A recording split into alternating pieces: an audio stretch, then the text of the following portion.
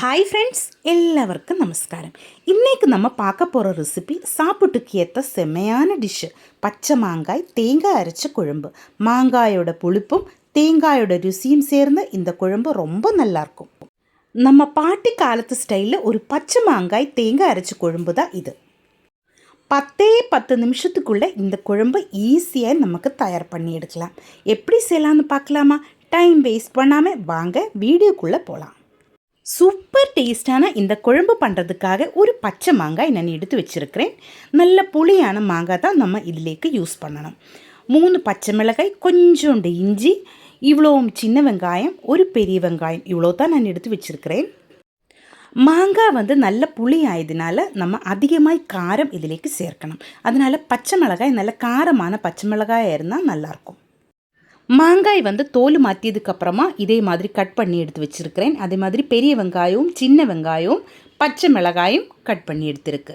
இனி இது ஒரு மண் சட்டியிலேக்கு நான் மாற்ற போகிறேன். எல்லாமே ஒட்டுக்காக நமக்கு இந்த மண் சட்டியிலேக்கு மாற்றலாம்.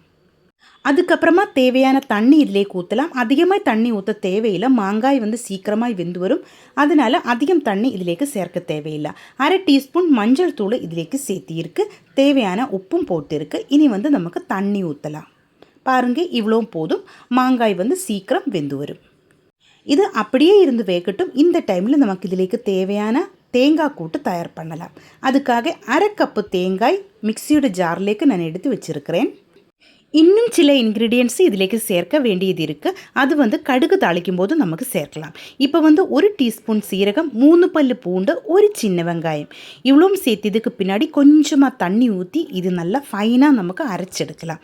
பாருங்கள், இதே மாதிரி தான் இருக்கணும். இப்போ நம்ம மாங்காய் எல்லாம் கரெக்டாக வெந்து வந்துடுச்சு. இது நமக்கு நல்லா மேஷ் பண்ணி எடுக்கலாம். நல்லா உடைச்செடுக்கணும். பாருங்கள், இப்படியே ஒரு மரக்கரண்டி வச்சு இந்த மாதிரி நல்லா உடைச்செடுத்துக்கோங்க. அதுக்கப்புறமா நம்ம அரைச்செடுத்த தேங்காய் இதிலேக்கு சேர்க்கலாம். தேங்காய் சேர்த்தி கொஞ்சம் தண்ணி கூட ஊற்றி நமக்கு இது நல்லா சூடாக்கி எடுக்கலாம். கொதிக்க விடக்கூடாது. நல்ல சூடாய மட்டும் போதும். இப்போ தேங்காய் நான் இதிலேக்கு சேர்த்திருக்கு. நல்ல கலர் விடலாம். கொஞ்சம் தண்ணி கூட நமக்கு இதிலேக்கு சேர்க்கலாம். அதிகமாக தண்ணி ஊற்ற தேவையில்லை. பாருங்கள், இந்த மாதிரி தான் கிரேவி இருக்கணும். நல்ல சூடாயதுக்கப்புறமா ஸ்டவ் நமக்கு ஆஃப் பண்ணலாம். மண்சட்டி நல்ல சூடாயிருக்கு. அதனால முன்னே நான் ஸ்டவ் ஆஃப் பண்ண போகிறேன். இந்த சூடில் இது நல்லா சூடாயிட்டு வந்துடும். நல்ல குழம்பு கிரேவி நல்லா சூடாயிட்டு வரும். அதனால நான் இப்போவே ஸ்டவ் ஆஃப் பண்ணியிருக்கு. இனி நமக்கு இதிலேக்கு கடுகு தாளித்து சேர்க்கலாம். அப்போது கூட நமக்கு இன்னும் 2 இன்க்ரீடியன்ட்ஸு இதிலேக்கு சேர்க்க வேண்டியது இருக்குது. மாங்காயோட புளி அதிகமாகி போனால் கொஞ்சமாக சர்க்கரை இதிலேக்கு சேர்க்கலாம். அப்போ இனிப்பும் புளிப்பும் உப்பும் கரெக்டு பாக்கத்தில் வரும்போது இன்னும் நல்ல டேஸ்ட்டாக இருக்கும். ஆனால் நான் அவ்வளோ புளி இல்லாத மாங்காய் தான் எடுத்திருக்கு. அதனால நான் சர்க்கரை இதிலேக்கு சேர்க்கறதில்ல. ஒரு கடாய் நான் அடுப்பில் வச்சு சூடு பண்ணியிருக்கு. அதிலேக்கு 4 சின்ன வெங்காயம் போட்டு இதே மாதிரி ரவுண்டில் நைஸாக கட் பண்ணி ஃப்ரை பண்ணி எடுத்திருக்கு. பின்னாடி கடுகு போட்டிருக்கு. நல்லா வெடிச்சதுக்கப்புறமா நமக்கு இதிலேக்கு கருவேப்பிலையும் வரமிளகாயும் சேர்க்கலாம்.